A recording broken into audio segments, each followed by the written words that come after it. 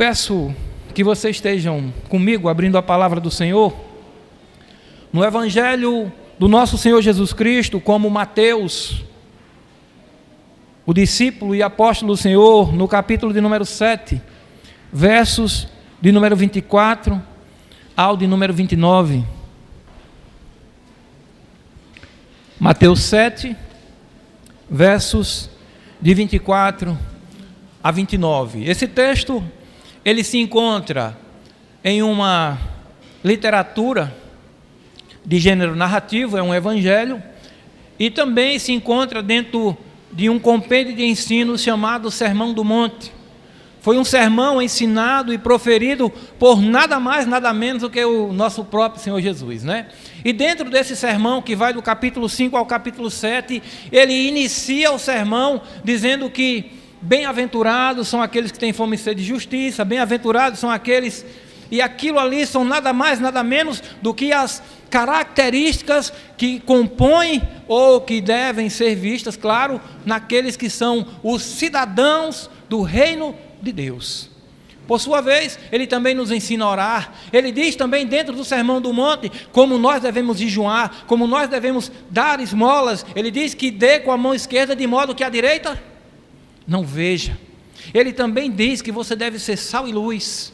Ele também vai fazer severas advertências, inclusive no capítulo 7, ele fará uma advertência dizendo que você deve tomar cuidado dos falsos mestres, dos falsos profetas. E ele diz que nem todos que dizem Senhor, Senhor, entrarão no reino de Deus.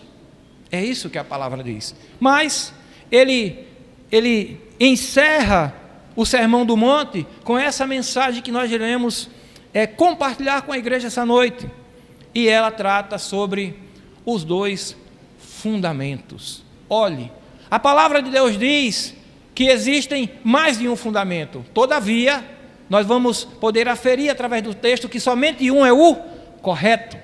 Somente um é o que de fato Deus comunica em sua palavra para que nós estejamos seguindo. A palavra do Senhor em João 14,6 vai dizer que Jesus, Ele é quem é o caminho. Mas vai dizer também que esse Jesus é a verdade e que também esse Jesus é a vida e que ninguém vem ao Pai a não ser por Ele. E eu, quando li esse texto para trazer para vocês, eu tive que fazer uma viagem no tempo. E os irmãos, eu acho que cada vez que eu falo um pouco da minha vida vão se surpreendendo, né? Eu sou portador de marca-passo há 27 anos, mas aos 7 anos de idade eu fui acometido por uma outra doença. E essa doença chama-se Guillain-Barré. Por consequência, eu dormi, tinha 7 anos de idade, e minha cama ficava ao lado da janela na casa da minha avó, e quando eu acordava, a primeira coisa que eu fazia era abrir a janela e já acordava espoleta, né? Eu já acordava espoleta. E quando eu acordei, eu gritei à minha mãe, dizendo: mãe, vem aqui e chega aqui rápido. E minha mãe já veio com a sandália na mão, porque ela sabia que eu era muito sapeca. E quando ela chegou no quarto, eu disse: mãe, eu não estou conseguindo andar. Na verdade, eu perdi o movimento do corpo, do pescoço para baixo. Eu não conseguia mexer nada que não fosse a minha cabeça e aquilo que estava compreendido na minha parte de crânio. Braços eu não mexia, pernas eu não mexia, então eu fiquei tetraplégico, eu não mexia essas partes. Fiquei com minha mãe durante um período de 6 meses no hospital, e os médicos faziam exames e exames para tentar descobrir, e durante esses 6 meses eu voltei a andar. Eles continuaram fazendo outros exames comigo, mas eu acredito que em virtude das limitações de aparelho, entre outras coisas, eles não me deram nunca a resposta. E eu vim saber que fui acometido por essa doença, por ter conhecimento com um médico chamado Williams. Ele formou-se em medicina em Cochabamba, e nós corríamos juntos. E ele disse: pastor, o senhor foi Guillain-Barré. E aí nós fomos estudar sobre isso.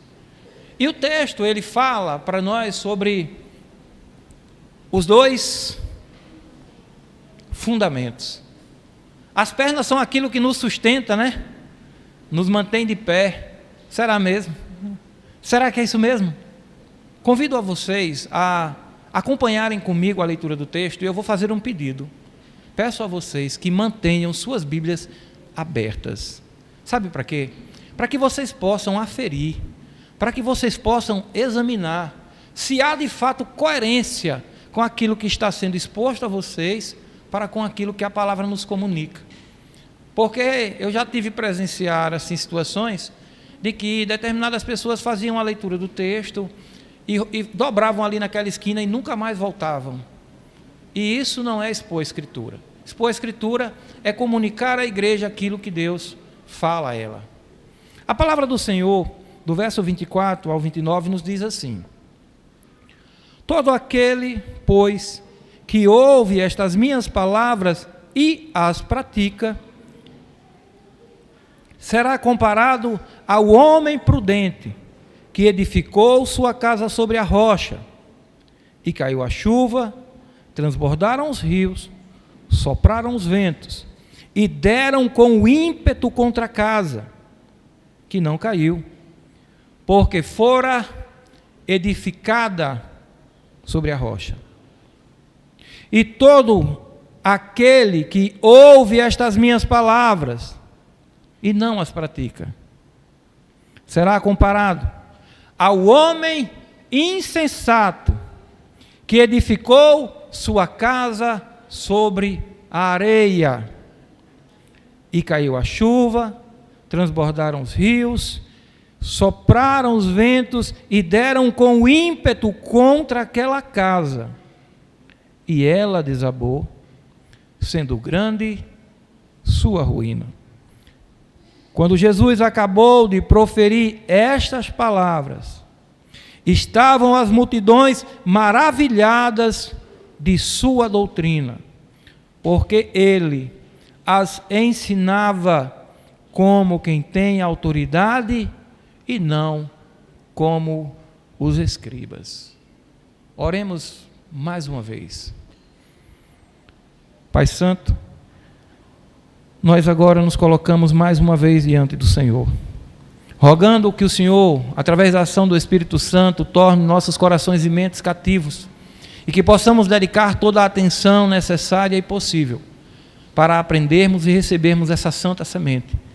Só sou um servo, que tem uma responsabilidade de comunicá-la com fidelidade, mas rogo ao Senhor que o Espírito Santo aplique eficazmente em cada coração, e que possa cada filho seu sair daqui alimentado e fortalecido para glorificar o teu nome durante aquele tempo que o Senhor permitir, em nome e por amor de Jesus. Amém.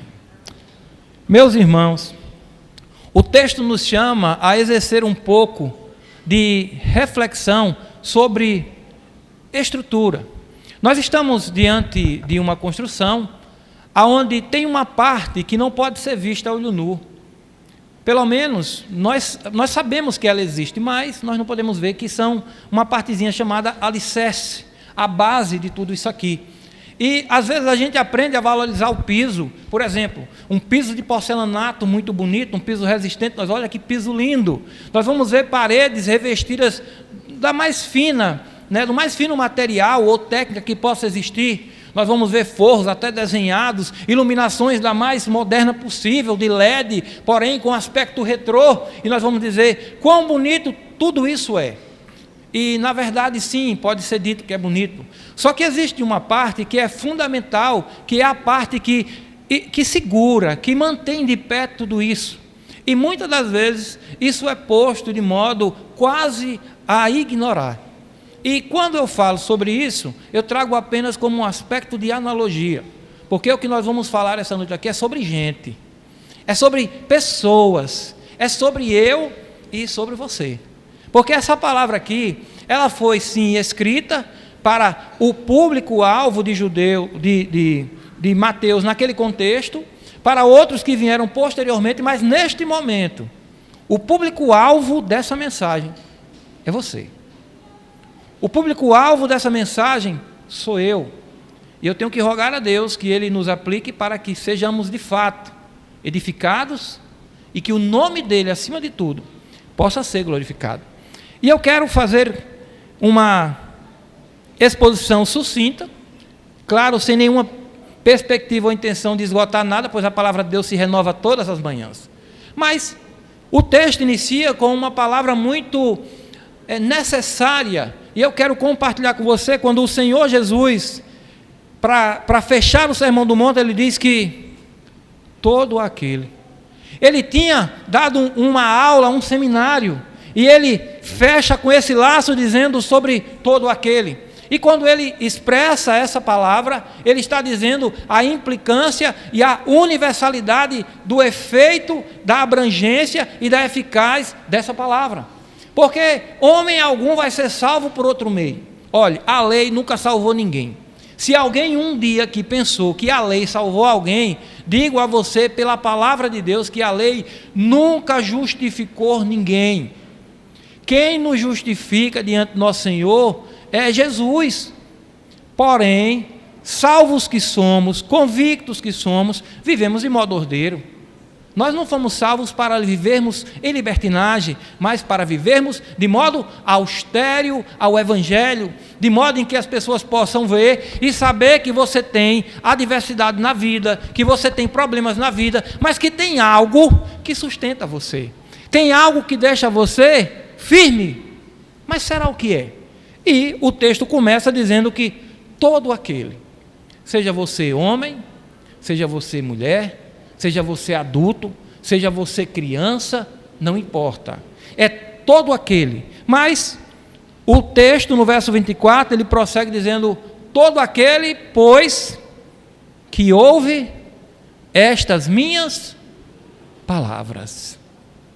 Há uma diferença muito grande quando você vai fazer a análise do texto, entre o verso 24 e 26, há um verbozinho que na língua grega é chamado de kai, que expressa uma coisa chamada ação, é uma ação. E no verso 24 ele diz que todo aquele, pois, que ouve essas minhas palavras, isso aqui você pode usar uma palavra para definir chamada ortodoxia. Ortodoxia é o ensino correto. E ele vai dizer, e as pratica. Tiago, o meio-irmão de Jesus, em sua epístola, lá mais na frente, ele vai dizer que se você é ouvinte da palavra, mas, sendo assim, você também deve tornar-se praticante. Porque se não for assim, você só está enganando a você mesmo. O Evangelho nunca foi só de palavras, mas ele claramente foi também de ações, e que diga o nosso maior exemplo, Jesus Cristo. Jesus Cristo não apenas falou, mas como diz a palavra do Senhor, ele veio cumprir o que tudo foi dito dele pelos antigos. Isaías disse que viria, lá no capítulo 53, o que nós conhecemos como o servo sofredor, aquele que levaria sobre ele nossas dores, pelas suas pisaduras nós seríamos sarados. Ele vai dizer no capítulo 7, verso 14, que a virgem daria a luz a um menino. E tudo isso foi cumprido em um só, em Jesus Cristo. E o verso 24, ele nos adverte, nos dando o exemplo de que, ao ouvirmos a palavra de Deus, ele usa aqui, de que, e as pratica. Ele diz que agora vai dar o exemplo. Eu compararei, ou darei o exemplo, de como ele é. É comparado a um homem prudente. O que seria uma pessoa prudente? Quais seriam as características que compreendem uma pessoa prudente? Hoje pela manhã nós falamos sobre isso. É como se você fosse ao médico, e o médico fizesse um exame em você, examinando você, ele diagnosticasse algumas necessidades de correção. E você ignora, você não considera aquele diagnóstico. Você foi prudente? Não. E por não sermos prudentes para com o diagnóstico dado, pode ter certeza, ao invés de você fazer uma revisão preventiva, você já vai para o campo da corretiva. É onde o carro que você teve um alerta anterior e você não considerou, lhe deixa na mão na estrada. Aí você diz, esse carro velho só vive quebrando. Mas ele há muito tempo já andou lhe dizendo: olha, eu estou precisando de um socorro aqui nessa área. Porém você não considerou. Pois dessa mesma maneira, é tanto no campo pessoal, como é no campo familiar, ou até mesmo no nosso campo social, seja na igreja, seja no trabalho, quer seja aonde for. Um amigo meu que é engenheiro em Minas Gerais, ele mora em Taberite, Minas Gerais, me ligou e disse assim: pastor, preciso conversar com o senhor. Eu estou com um problema com um amigo de trabalho, e nós dividimos a casa juntos, dividimos o mesmo carro, mas um andava olhando para um lado e o outro andava olhando para o outro. Eles não estavam se suportando. E eu perguntei para ele assim, eu digo: bota o ouvidinho aí perto do telefone. Tu já orou por ele? Não, pastor. Eu disse: mas meu filho, não faça isso. Ore por ele. Peça a Deus para quebrar essa barreira no seu coração. E quando você for tomar um cafezinho, você olhe para ele e diga assim: meu amigo, em que eu posso lhe ajudar? Faça assim. Minha irmã, ele fez. E toda a barreira foi quebrada. E esse amigo abraçou ele e estava pedindo socorro. É porque às vezes a gente não sabe falar. E é necessário uma sensibilidade profunda para que você entenda esse pedido. Ei, me ajude aqui. E a sensatez é necessária primeiro para que você também permaneça de pé. Porque diz a Bíblia que um cego não guia outro. Para que a gente possa socorrer alguém, nós temos que estar prontos. Nós temos que estar preparados. Eu já presenciei um acidente automobilístico em uma cidade chamada Betânia, do Piauí. E quando eu vi a ambulância já estava lá, eu disse: não vou parar, porque a ambulância já está para socorrer. Só que quando eu olhei, baixei o vidro do carro, eu vi que estava tudo errado. E aí eu desci do carro, levantei a mão direita e me aproximei logo da cabeça. Posso ajudar? Porque quem está na cabeça é quem controla a imobilização e transferência do paciente. E o camarada olhou para mim assim, eu digo: sinaliza o local, peça às pessoas que se fiquem como voluntário, um lá na frente e tal. E fui, já tomei a situação. E aí imobilizamos a parte, né, da cervical dele, colocamos ele imobilizado, vimos o lado que estava menos machucado, botamos na prancha, e aí ele foi levado. Mas isso pode provocar um dano ainda maior por você não proceder de modo correto. Só que o texto vai lhe mostrar algo muito interessante. Será que por você proceder prudentemente, você está isento de sacolejos? Será que você está isento das adversidades da vida? Será que você está isento, como um bom pescador, dos ventos contrários e do mar revolto? Será que estamos? Vamos ver o que o texto diz, para que a gente não seja, não venhamos a inferir ao texto, colocando coisa que não tem. O que diz o texto? Verso 25. E caiu a chuva, 1. Transbordaram os rios, 2. Sopraram os ventos, 3. E deram com o ímpeto contra aquela casa.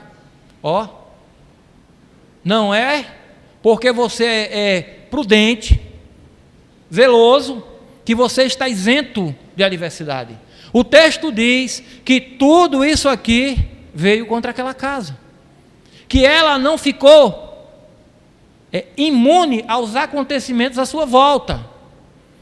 Só que tem uma grande diferença, é como vão recair sobre tal casa que é prudente e as consequências. E o texto é muito claro quando ele diz,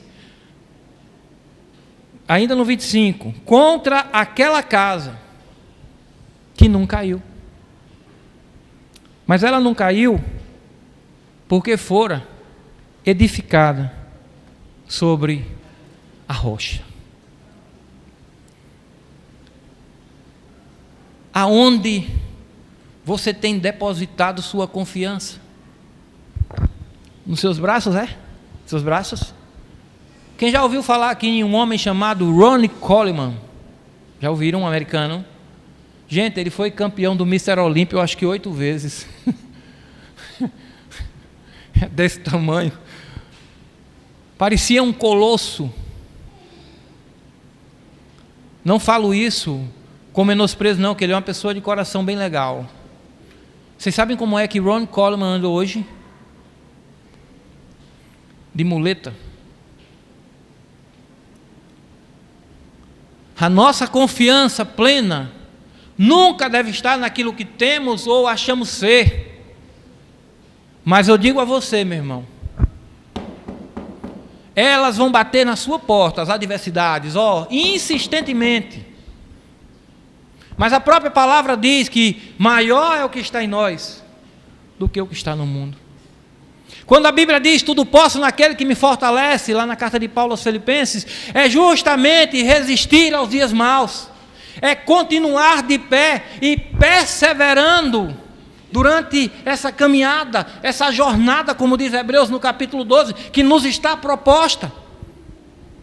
Gente, eu faço corrida há muitos anos, eu corro há muitos anos, e se tem uma coisa que é muito fácil na corrida, é os primeiros metros. O fôlego está em dias, as pernas estão tudo, beleza, está tudo bem. Mas quando passa do km 10, do quilômetro 10, menino, o fôlego parece que está lá longe, as pernas parecem que estão pesando 1 tonelada. Você já começa a pensar em uma coisa: desistir. Mas o texto mostra que quando nós mantemos os nossos pés na rocha, nós vamos sim sermos confrontados com as dificuldades, com as adversidades, buscando simplesmente ofender uma coisa, fazer com que você questione a confiança que você deve depositar, assim, inquestionavelmente, em quem? Na rocha, em Cristo Jesus. A palavra de Deus, aqui em 2 Samuel, no capítulo 22, versículo de número 47, diz assim: vive o Senhor, e bendita seja a minha rocha, exaltado seja o meu Deus, a rocha da minha salvação. Quem garante a sua salvação em meio à tempestade não é o barco. Lembra dos homens quando Jesus disse assim: passemos para outra margem? Aí eles foram tudo empolgados, pescadores natos, conhecedores empíricos daquela área, com a equipe ok, embarcação ok, o clima ok, meteorologia na ponta. Só que quando eles saíram estava assim. Só que ao longo do deslocamento caiu a noite, os ventos sopraram e o mar, bravo, revoltado contra aquela embarcação, e eles levantaram Jesus e dizem assim: mestre, não te importa que pereçamos? Jesus estava fazendo o quê? Dormindo. Salmo 127 diz que aos seus amados ele dá enquanto dorme. O quê? Tudo que nós precisamos. Isso não quer dizer que você vai ficar dormindo para que Deus faça os piques, não, gente, não é assim não. É dispensar a sua vida em confiança nele, é isso. Senhor, abre portas de emprego, Senhor, me leva em paz para a minha casa, me traz em paz, é isso que significa. E o primeiro momento do texto, ele fala sobre quem ouve a palavra, essa mesma que você está ouvindo, que é prudente, que a coloca no coração em lugar especial e que busca colocá-la em prática. E essas adversidades na nossa vida são ímpares oportunidades de mostrar aonde você tem firmado os seus pés. Esse é o exemplo de quem está na rocha. Mas ele também nos dá o segundo exemplo. E vai ter poucas diferenças entre o verso que agora nós vamos ler. Talvez uma só palavra. Versículo 26 diz assim: e todo aquele que ouve essas minhas palavras e não as pratica,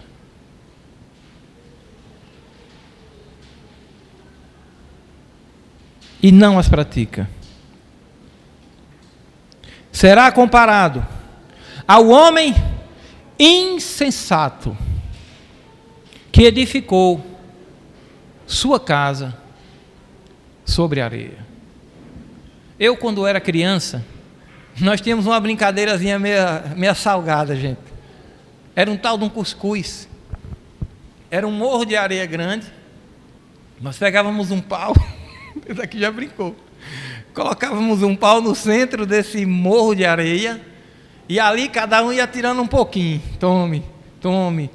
Até que esse pauzinho que estava no meio caía. Não era bom não para quem derrubava. Eu tomava umas... Eram brincadeiras de criança da nossa época. Mas fazendo só uma pergunta. Se porventura ali houvesse um buraco e fosse colocado um pau e fosse uma rocha, nós íamos conseguir tirar com as mãos? Eu acho que não. A rocha ela é muito mais resistente do que as nossas mãos. Pois o texto aqui nos fala que quem ouve a palavra de Deus e não busca no temor do Senhor que precede toda a sabedoria, segundo nos informa a palavra em Jó 28, 28, ele diz que esse homem aqui, ele é insensato. Não adianta saber o que é correto, sem que você não tenha a preocupação e o zelo de pedir a Deus, dizendo assim: Pai, como eu posso colocar isso em prática? E para que você possa ter um exercício, eu estava com o Alex ele é vaqueiro lá na cidade onde a gente estava pastoreando, e é quem está olhando o meu neto lá, que é metido a vaqueiro também, o de 10 anos. E eu estava com o Alex no carro e o rapaz bateu no retrovisor do meu carro. E eu fiquei olhando para ele assim, a rua que dava para passar 5 carros, ele bateu no retrovisor. Eu fiquei olhando assim, e fiquei murmurando bem baixinho, e o Alex só olhando para mim, né? E o camarada passou, e eu fiquei pensando. Falei, deixa eu ir lá em Itaíra. Aí liguei o carro, aí cheguei na frente dele e disse: boa tarde. Boa tarde. Posso fazer um pedido ao amigo? Pode, eu disse. O amigo tinha como andar só com um pouquinho mais de atenção, para que todo mundo pudesse viver em harmonia? Pode ser? E ele disse, pode. Eu disse, muito obrigado. E aí entrei no carro e fui embora, né? E o Alex do meu lado, com os olhos desse tamanho, né? Aí disse assim: pastor, posso perguntar uma coisa ao senhor? Eu disse, pode. O que era que o senhor estava murmurando bem baixinho dentro do carro? Não sei o que, não sei o que, não sei o que, não sei o que. Eu falei, eu estava perguntando, o que Jesus faria agora? Como ele agiria? Porque, meus irmãos, se eu fizesse algo de errado naquela avenida principal, sairia bem assim, ó: pastor da igreja presbiteriana espanca morador de Jatobá na avenida principal. Me diga se isso, como é que isso soaria para a nossa igreja?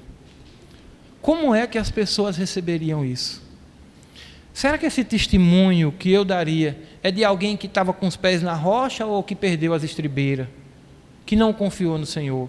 O texto diz aqui, ó, que caiu a chuva, transbordaram os rios, sopraram os ventos e deram com ímpeto contra aquela casa. Se você observar comigo, tanto o prudente como o insensato foram submetidos às mesmas situações. Nós não estamos imunes. A minha mãe, quando partiu, quando ela foi recolhida, ela partiu nos meus braços. Foi o dia mais doloroso para mim. Foi uma dor tão grande, meus irmãos, que eu traspassei. Eu perdi a voz por muitos dias. Eu voltei para a igreja e minha voz não saía de tão triste como eu estava. Gente, eu estava numa tristeza tão grande. Não há trena, não há medida que possa mensurar isso, sabe? Partiu simplesmente uma pessoa que, se fosse possível, e Deus dissesse: olha, Adriana, é o seguinte, tem uma opção. Qual seria, Senhor? Pode ser você e a sua mãe fica. A mala está pronta, vamos, eu já estou pronto. Sem problema, eu faria isso por minha mãe, eu faria tranquilamente. Mas foram períodos de muita dor, períodos de que a gente, de fato, se despiu de achar que era qualquer coisa, mas também foi um período de muito aprendizado. porque eu temia qual era o primeiro culto fúnebre que eu iria celebrar, que eu iria falar sobre vida diante da morte. E meu pastor quebrou o carro vindo de Salgueiro para Juazeiro. E ele disse: olha, Adriano, o carro quebrou e eu não vou ter como chegar a tempo. E quero te dizer algo, meu filho. Lhe conheço desde criança, nós somos amigos de infância, eu e o reverendo Marcelino.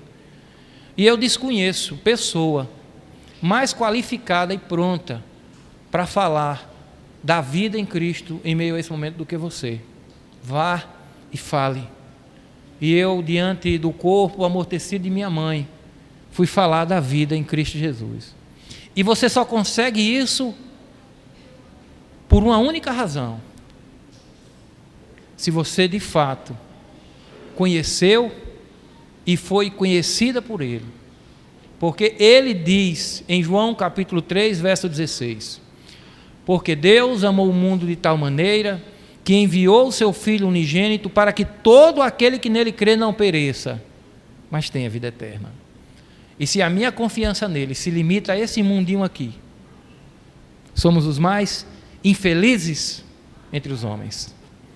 Ele não me chamou para uma vida passageira, Ele me chamou foi para a vida eterna. 1 João capítulo 2, verso 25 vai dizer que a promessa é esta: a vida eterna.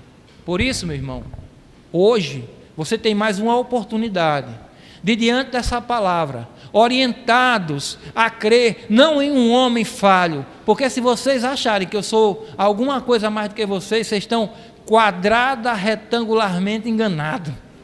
Eu sou igualzinho, falho, finito, todavia busco todos os momentos no Senhor, crescer no conhecimento na graça, blindar minha vida, afastar-me de práticas que não estão alinhadas com o que agrada a Deus, mas não sou infalível, eu sou falível também.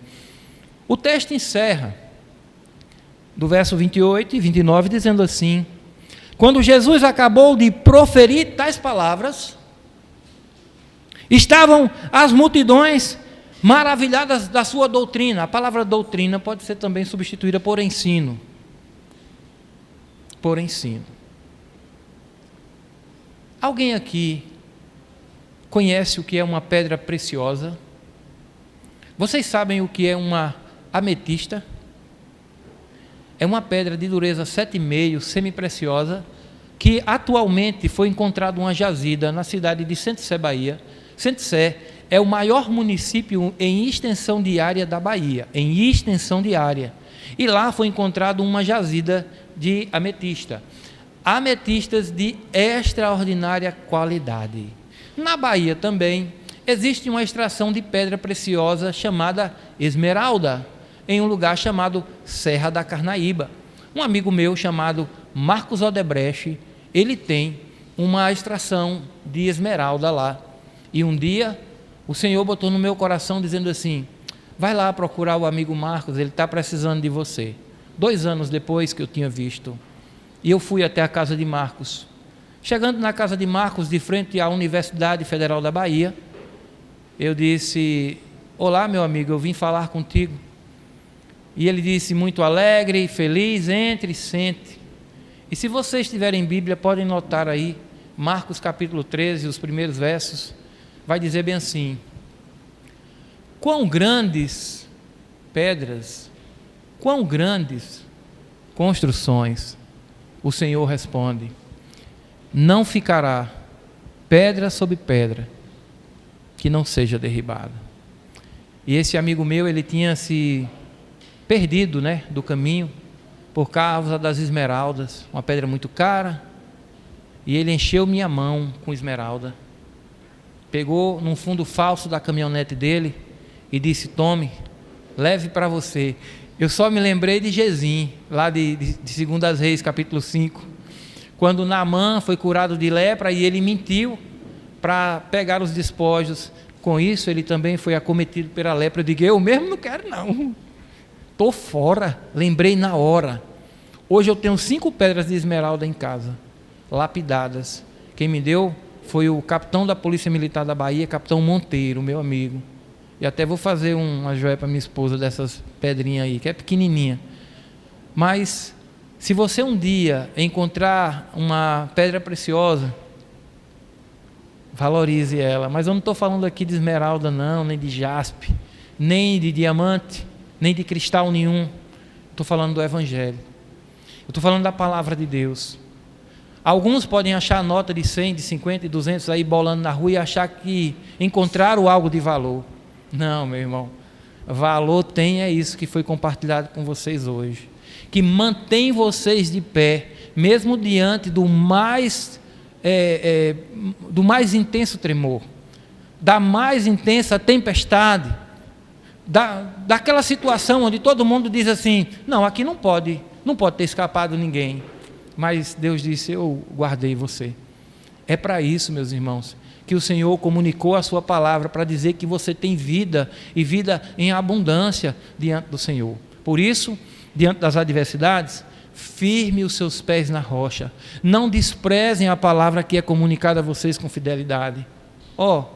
Nós antes de alguns momentos aqui, tivemos um momento de ofertório. Eu vou dizer uma coisa a vocês, isso é prova de fidelidade, mas isso não é produto da salvação de vocês. Nós somos salvos exclusivamente por Cristo. Mas, sendo assim, nós somos fiel a Deus naquilo que nos cabe.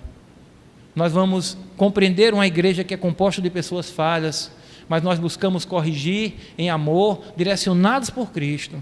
É assim que tem que ser. O verso 29 diz, porque ele as ensinava como quem tem autoridade, e não como os escribas. Sabe por que Jesus tinha autoridade? Primeiro porque ele veio cumprir tudo o que dele era dito, mas também porque cumpria tudo aquilo que ele falava. Sabe o que foi que ele disse? Eu estou indo preparar morada. Se assim não fosse, eu vos teria dito. E eu mesmo voltarei e buscarei vocês, para que onde eu esteja, estejais vós também.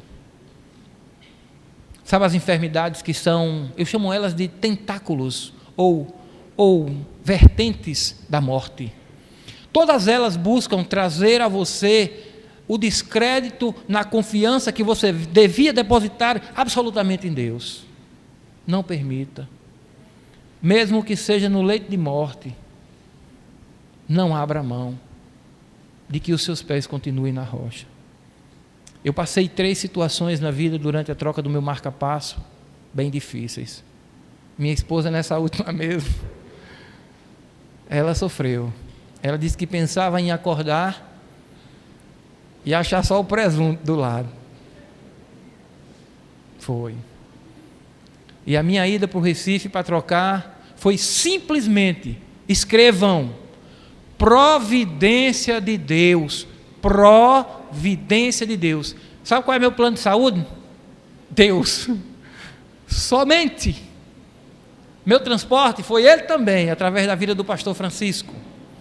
A moradia lá, nem sei como é o nome da dona do apartamento. Sei que é patroa de minha irmã, mora lá nos Estados Unidos. A 5 minutos do hospital.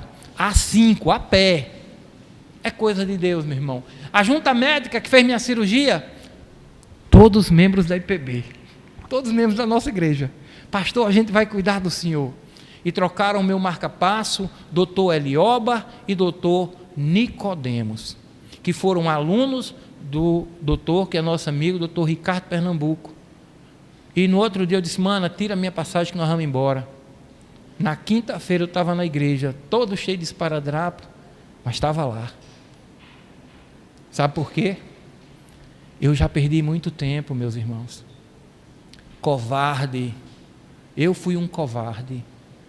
Eu vivi, dos meus 47 anos a completar agora em setembro, eu vivi 33 anos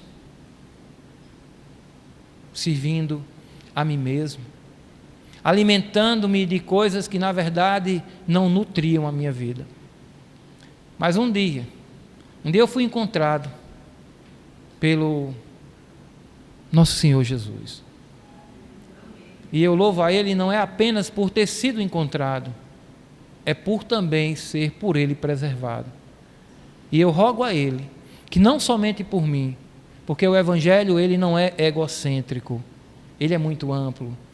Mas eu rogo por todos nós, que Deus nos conceda temor para nos mantermos despojados do nosso próprio eu, e assim sendo, nos manter em necessidade plena e convictos disso, de estarmos com os pés nele, que é o nosso sustentador. Que ele nos aplique no coração, meus irmãos, essa palavra, e que você, ao sair daquela porta, lembre-se, em cada situação difícil, seus pés estão na rocha. Ele não lhe abandona, viu? Que ele nos conceda temor e graça para vivermos assim, e com tudo isso glorifiquemos ao nome do Senhor. Amém?